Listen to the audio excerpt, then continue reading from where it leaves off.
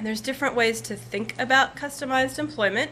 And one is unbundling demand. So this is Daniel, and Daniel probably could go out and compete on the open market and get a job, and lots of people do, right? There's people that with disabilities, and they go out and they fill out an application for some of the places that popped into your minds earlier, to Kroger, to McDonald's, to Walmart, to wherever, entry-level service jobs, and they could compete and they could get the job.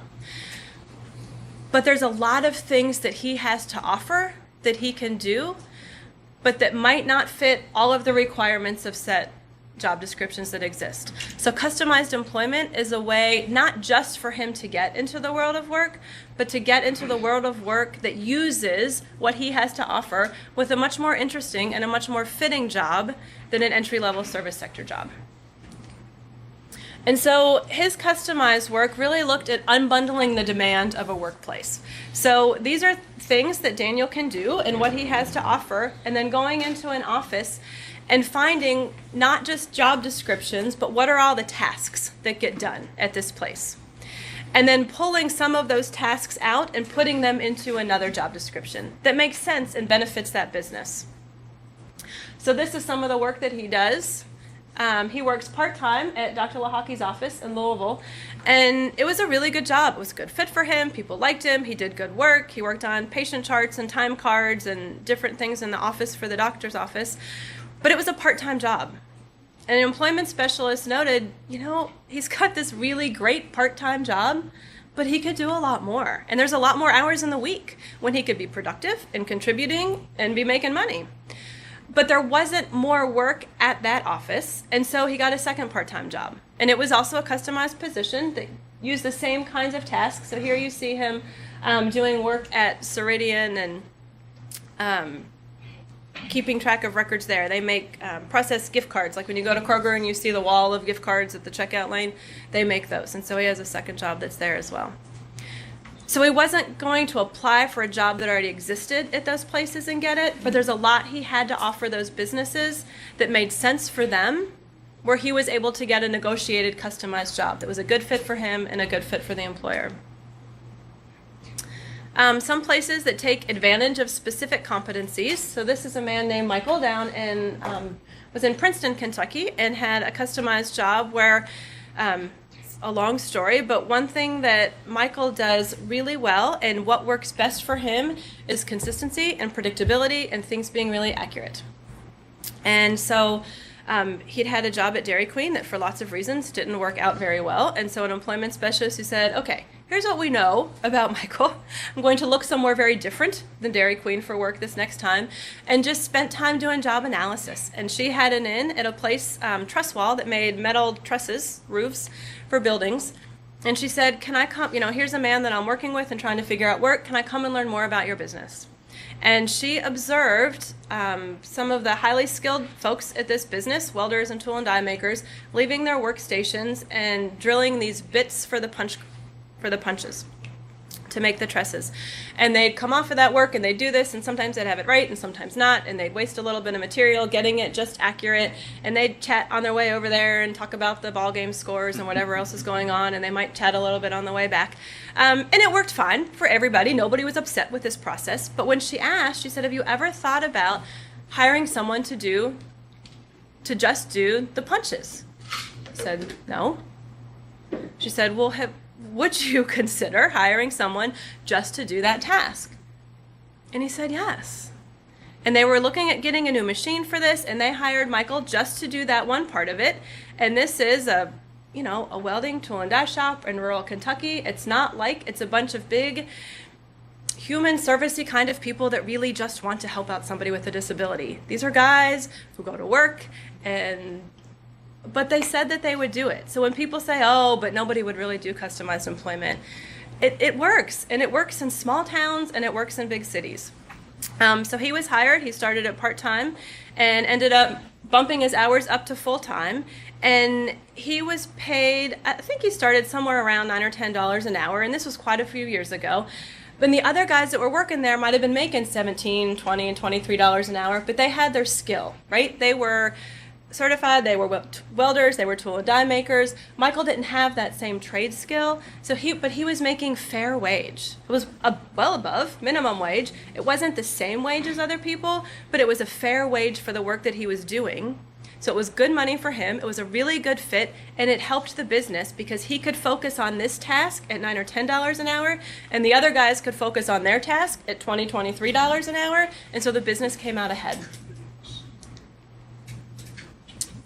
This Michael, this is a customized job at a hospital up in northern Kentucky, and Michael uses a wheelchair, as you can kind of see, has spastic cerebral palsy, and he does part of a phlebotomist job. And a phlebotomist is the person who comes and sticks you at the hospital. And so with spastic cerebral palsy, he is not sticking people with needles, but the other part of the job is data entry and getting blood work down to the lab and making sure everything is accurate and the results come back in a timely manner, because hospitals have efficiency standards and there is no room for error, and people want the results and they want them as quickly as possible.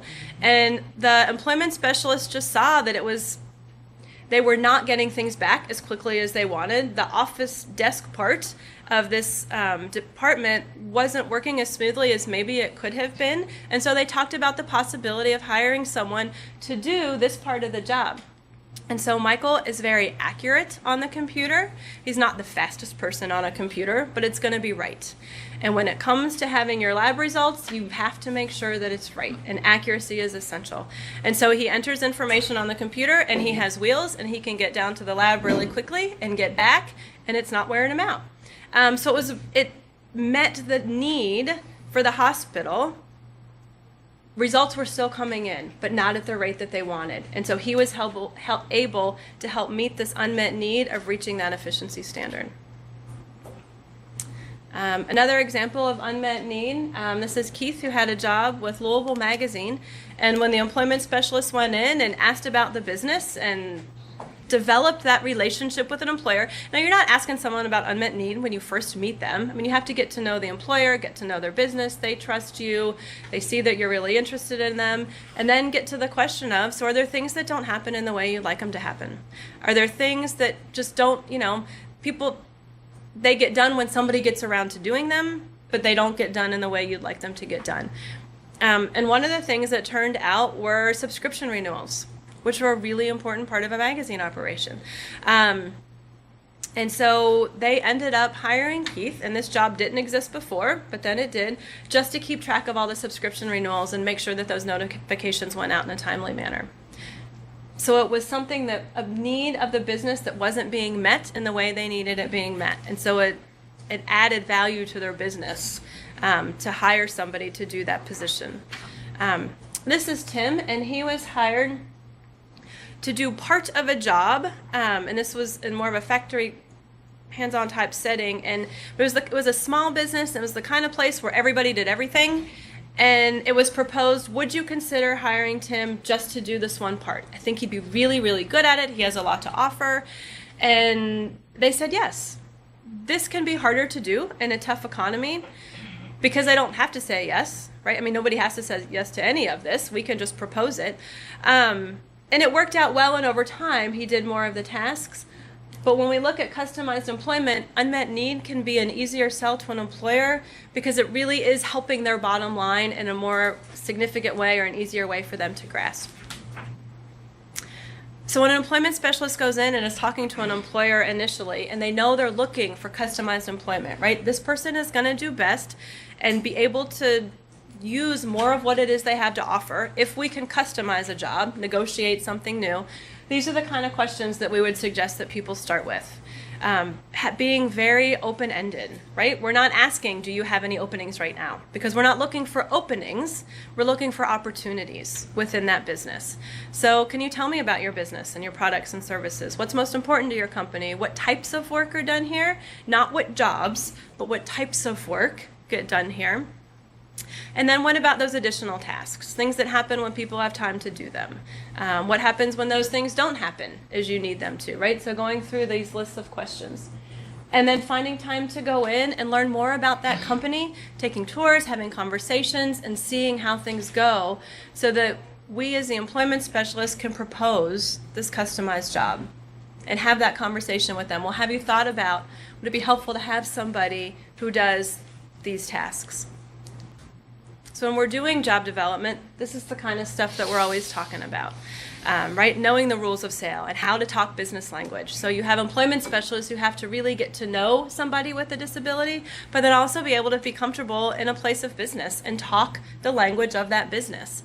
Having informational interviews and learning about that business, learning about that field of interest someone has, negotiating those positions, and representing the job seeker in agreed upon terms. So if an employment specialist is going out and representing somebody, then they need permission, right, to disclose that they have a disability, and they need permission to talk about somebody in certain ways. So having those conversations during discovery, what can I say about you? And if you don't want me to say Joe has autism, then what can I say, right? So functional descriptions that you can use, but understanding what those what that agreement is, so that you can go out and represent a job seeker and start with what they have to offer and what they do best and how they can be a benefit to your business, rather than starting with, I help people with disability find jobs, but what is it that this person has to offer? And then we get into the idea of natural supports, right? So I think natural supports is a buzzword right now, and we hear a lot about it and more here lately. It's been around for a really long time. People have been publishing about natural supports since the 80s. But natural supports don't necessarily happen naturally. We have to figure out what is typical and what is natural in that business so that an employment specialist can make those kinds of connections. And in order to do that, we talk about conducting a job analysis. So if we've spent all this time getting to know the job seeker and really figuring out who this person is and what makes them tick and what they have to offer and where they're going to do best and what that setting is all going to look like, then it makes sense that we would also spend time in that place of business figuring out what is the culture of this business, what are people like, how do people typically learn the job, learning all these things about a company, the ways, the means, the people, one, to determine if it's going to be a good fit, because if we don't think it's going to be a good fit, then we don't want to help somebody get a job there, because we want to make sure that we're setting someone up for the highest likelihood of success. And then if it does seem like it's going to be a good fit and that it's likely that they're going to get a job there, we need to know the ways of this company, what's important there, how do people learn the job, who typically teaches them. And if we as the employment specialist understand that, then we can devise a plan so that orientation and the initial training on the job goes as smoothly as possible, with the goal of having the typical people in that business provide that as much as possible. So that rather than just placing somebody into a job and training them on the job and fading, which is kind of the older style of supported employment, that we've really individualized where we're going and looking for a job. It's not just a placement, it's a really well thought out job that we're looking for. And that rather than us as the employment specialist doing all the training, that we're more the bridge to the typical people who would provide that instruction.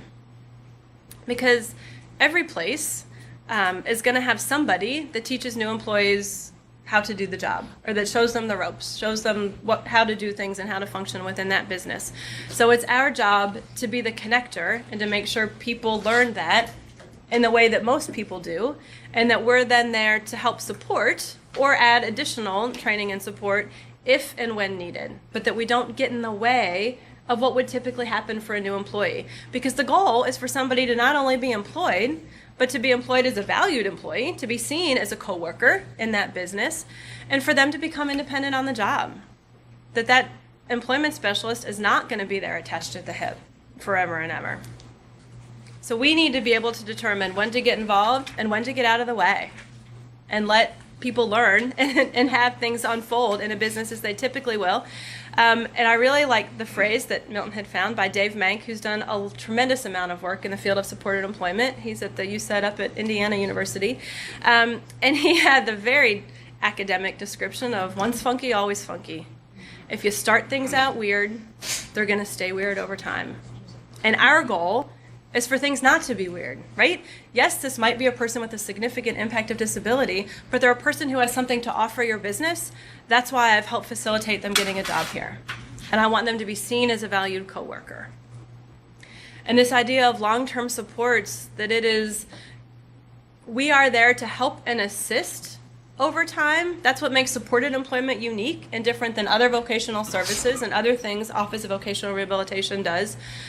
But that it's not one-on-one forever. There is not a definition of supported employment, federally or in Kentucky, that says an employment specialist or job coach will be with you all of the time. It's not the definition of supported employment. But on the other hand, for those people who don't have the magical Medicaid waiver that will pay you a nice rate these days for long-term supports, it's also not get somebody a job and dump them. It's not a postcard once a year that says, call me if you need anything. So it's got to be that happy medium and what makes sense for the person. The typical minimum expectation of Voc Rehab, which is the initiator of supported employment services in our state, is that there would be at least 2 contacts a month. So if somebody's independent on the job, doing what they need to do, they don't need somebody with them there all the time, that you would still touch base with that person a couple times a month, and one of those times should be in person. And that once you have a great job, don't stop there, right? So Jessica got a really good job coming out of school. It was a great job. It was a really innovative job. But 5-7 years down the road, a part-time job doing the exact same thing she'd been doing isn't such a cool job anymore. Probably a lot of us aren't doing the same thing we were 5 or 7 years ago. And even if you work at the same place, you're probably not doing the exact same tasks, right? We all want to try new things and learn more things, take on more responsibility, increase our hours, make more money. My gosh, if we aren't earning some more money when we work, there is a lot more to work than money, but earning money is a big reason why we go to work. So looking at job advancement and long-term supports helps make sure people don't get stuck. It's not just making sure they show up every day. It's not just making sure they don't have behaviors that were written in a behavior plan 10 years ago. It's making sure that people are advancing and that they're growing and learning in that job as well. And so these are the kind of things that employment specialists need to be learning, right? If we've set this up and helped people learn the job from typical people, then hopefully they've gotten to know their coworkers and they know who that point person is that they can go and ask for questions, or how to maneuver their way around the office and to be as independent as they possibly can. So now we need to learn, is work getting done? Does the employee know what to do and where to go for help? Are those natural supports still as effective? Right? Are the people who were their supports and coworkers at the time you got the job, are they still there? And do they still talk to them the way they did? If the office has been rearranged, if now, people were all in an open space, and now everybody's all excited because they've got their own office and there's a door, or now we've got walls and we don't have to look at each other all the time. Well, some people might really like that, but now that person doesn't have as easy access to those natural supports that were there before. We need to be there often enough so that we see those kinds of things happening. And do we need to make some different plans when it comes to long-term supports? Is this person seen as a valued employee? And this is huge. Are they seen as a valued employee, or do they just show up and everybody tolerates them? Right? If they miss a day, do people notice? And is the work that they're not getting done missed? If they miss a day, who calls? Do they call? Or does the employment specialist call? Or does their mother call? When you're an employee of a business, then you're probably the one calling and saying, I'm going to be in sick, or however you clock in a sick day. So making sure that those things are happening. And is the person, are they still contributing the way they were when they first were employed, or are they underutilized now? What might be a really challenging job for somebody who doesn't have a lot of work experience at first might not be such a challenging job 3 months, 6 months, 2 years down the road. So now, is there a whole lot of downtime? So do we need to find more tasks and other things for people to do? I know people who have been successfully employed and independent on the job for 12, 15 years, but those tasks keep changing. And as the nature of the business changes, sometimes those tasks disappear. Right? If you know somebody who was hired and they do mail delivery and copies and distribute faxes, guess what? That stuff just isn't there as much as it used to be. So we need to find other things so that the work that they do stays relevant. And it's a conversation with that person and their employer, with the employment specialist and the employer and the employee, that everybody keeps that good relationship and can have those ongoing conversations to make sure that this valued employee remains a valued employee. That we're there and ready to help somebody advocate, either kind of coach them and talking about, well, this is how you can go in and have the conversation with your employer about taking on new tasks or wanting new hours or going in with them. Being present at annual evaluations is a common thing for an employment specialist to be able to do over the long haul. If everybody else has an annual evaluation, then the employee who just happens to have a disability should also be having an annual evaluation, right? Making sure communications are clear, not, well, you know, she has a hard time understanding, so could you ask her again? But, you know, making sure that employees are being talked to by an employer the way that other employees are. And then looking for new jobs or new responsibilities. People lose jobs. It happens. Businesses close, people get fired, companies downsize. There's lots of reasons why people lose jobs. And there's lots of reasons why people want new jobs. Right? Just because maybe if I haven't worked before and we want to find something so I can start working, get some confidence up, realize that I can do this, that I can be somewhere every day and follow the schedule and learn new things. Okay, well, this is good, but this is what I'm interested in. I'd really like to take on something different.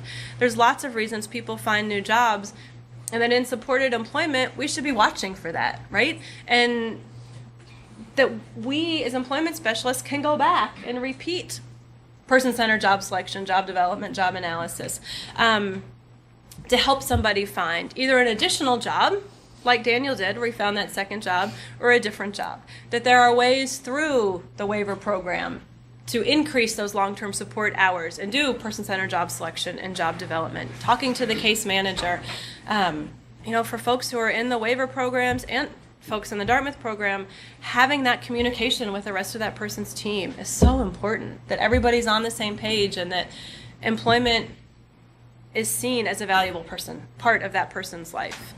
And so I hear a lot after I give these kinds of overviews of what good supported employment should look like.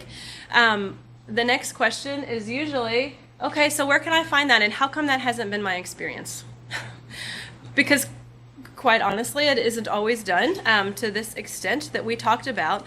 And so other people who want to see folks get good jobs and to help them get good jobs, I think we all need to be a part of making the system better. Because we do need a lot of good quality supported employment here in Kentucky and across the country. I think from what I hear, we have a lot more supported employment than a lot of states do. So our capacity is there. We have ways to have provider agencies and to hire employment specialists and to have required training for them. But we need a lot more really good supported employment. There's too many people who are saying, yep, I tried that once and it didn't go well. There's too many family members that are out there going, yep, we tried that and I didn't get anywhere. And so I think we all need to know how to advocate for better services. Right? Employment specialists need to be supported by their employers to do really good work and to have the time that it takes, because supported employment is a really powerful support for people, but it takes time. It's not fast. It's not, I need a job tomorrow. And lots of people want a job tomorrow for lots of reasons, and it's not that.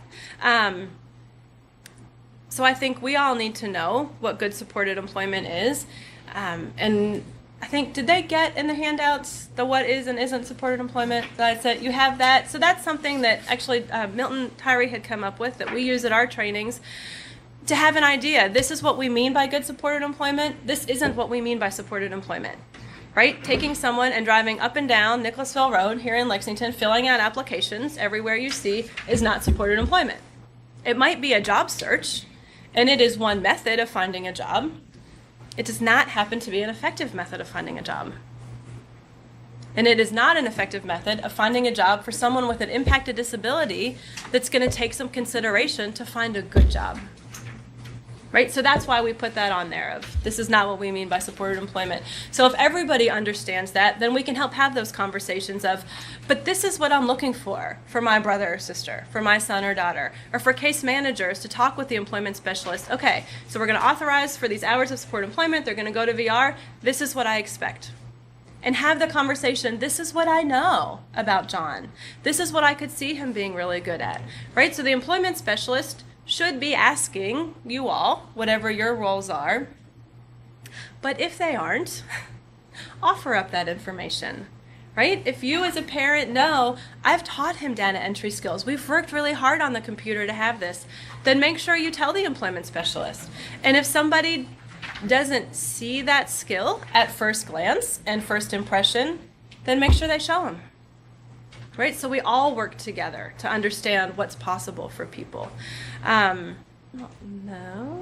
connected. So on our website, and it isn't linked here because of some other difficulties we had, on hdiuky.edu/SETP, which is in bigger print on the back of your slides, has that website. There's a link for families and job seekers. So if you click on that, there's all kinds of wonderful information. Milton's done an incredible job on that website of their stories, quite a few different stories of people who have good jobs. There's a list on there if you read through it all and click the different links of if you are a family member or a friend or someone who cares about someone who's looking for supported employment, questions for you to ask a potential provider. And the answers that you want to be hearing. And I think it even lists the things you don't want to be hearing. So if you're not hearing the things that you want to hear, then have that conversation with them. Sometimes that employment specialist might need, well, you know what? Mom or the sister or the case manager says this is what they're really looking for. And that helps them go back to their supervisor, who's taken a lot of heat for billings and time and all that, to say, but they're on our back to do it this way. So how about if we try it like that? So if everybody works together. So that website has all kinds of information about employment supports and other types of training opportunities and good stories and lots of resources. And there is also, and we use this or recommend it to people, so we reference Mike Callahan a couple times. Mark Golden Associates has a 3-piece book that they have, Discovery Charting the Course to Employment, that there's the link for ordering. You can order it online, just Google it. They're not that expensive. If you're trying to think about what employment could possibly look like for somebody, because I think there's reasons why our employment rates aren't very high and why doubling our employment rate didn't exactly bump us up to numbers we're all celebrating, is for a lot of people it's hard to think about, right? It's that idea of thinking about people in a different way and thinking about work in a different way. And this is one resource that's really, really good to help us think about those things in different ways and to give us a framework to do so. Some of us are just incredibly creative and we have wonderful vision and we can see it. And some of us like structure. And we like checklists and questions and ways to help us see things. So this can be a way to help us see other opportunities. And then join other organizations. We've referenced APSE a couple of times.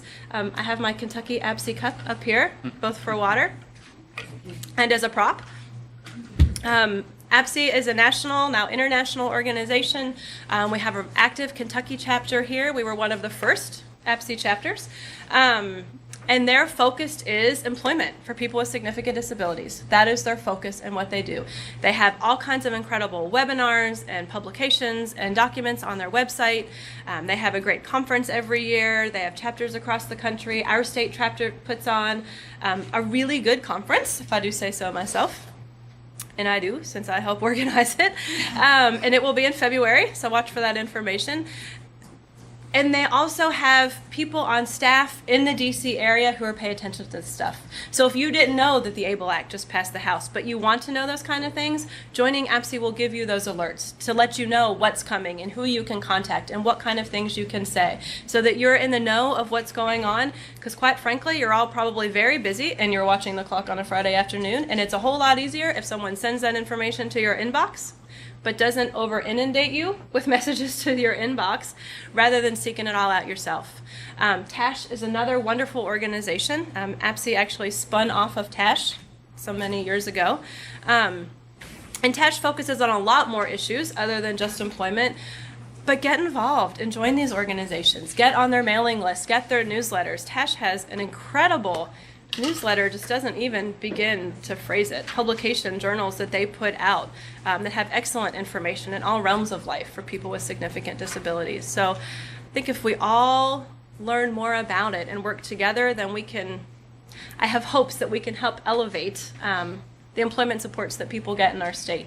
Because there's a lot more opportunities, and with employment first come in, there's a lot more people looking for work. That's fabulous, and we need really good ways to help people find work and have success with that. Ooh, that